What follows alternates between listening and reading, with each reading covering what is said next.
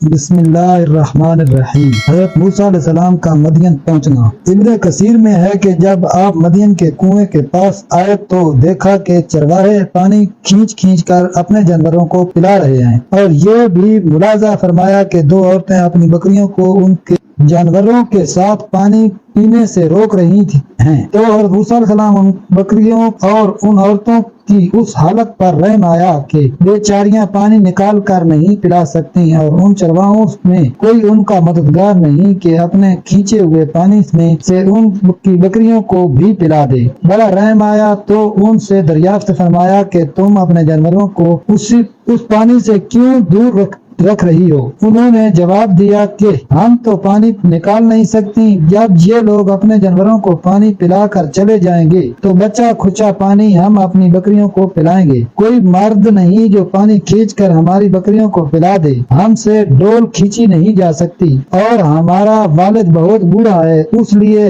جب یہ لوگ چلے جاتے ہیں تو ان کا بچا ہوا پانی ہم اپنی بکریوں کو پلا دیتی ہیں۔ موسیٰ علیہ السلام نے ان لوگوں سے سفارش کی کہ تم ان بکریوں کو پانی کیوں نہیں پلاتے؟ تو انہوں نے جواب دیا کہ اگر آپ پلا سکتے ہیں تو پلا دیجئے۔ ابن کثیر میں ہے کہ آپ نے خود ہی ان جانوروں کو پانی کھینچ کر پلا دیا۔ حضرت عمر رضی اللہ عنہ فرماتے ہیں کہ اس کنویں کے منہ کو ان لوگوں نے ایک بڑے پتھر سے بند کر دیا تھا۔ اس پتھر کو 10 آدمی مل کر کنویں کے منہ سے سرکاتے تھے۔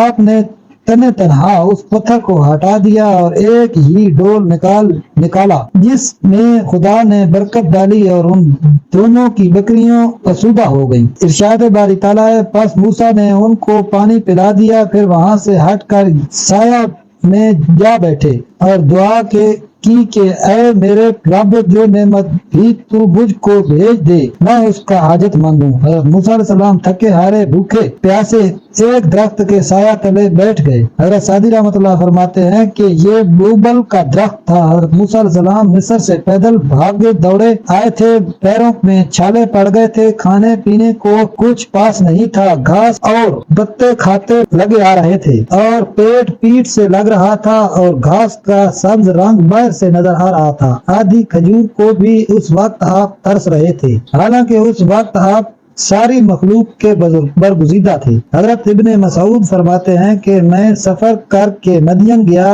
وہاں کے لوگوں سے اس درخت کا پتہ پوچھا جس کے نیچے خدا کے کلیم نے سہارا لیا تھا۔ لوگوں نے ایک درخت کی طرف اشارہ کیا، میں نے دیکھا کہ وہ ایک سرسبز درخت ہے، میرا جانور بھوکا تھا، اس نے اس میں منہ ڈالا اور پتے منہ میں لے کر کافی دیر تک بدقت چباتا رہا، لیکن آخر اس نے پتے منہ سے نکال دیے۔ میں نے کلیم خدا کے لیے دعا کی اور وہاں سے واپس لوٹ آیا۔ ایک روایت میں ہے کہ آپ اس درخت کو دیکھنے گئے تھے جہاں خدا نے آپ سے باتیں کی تھی۔ الغرض اس درخت کے تلے بیٹھ کر آپ نے خدا تعالیٰ سے دعا کی کہ اے میرے رب، میں تیرے احسانوں کا محتاج ہوں۔ اگر آپ کو میری ویڈیو اچھی لگی ہے تو کائنڈلی سبسکرائب کریں، لائک کریں، شیئر کریں۔ ملتے ہیں نیکسٹ ویڈیو میں، تب تک کے لیے اللہ حافظ۔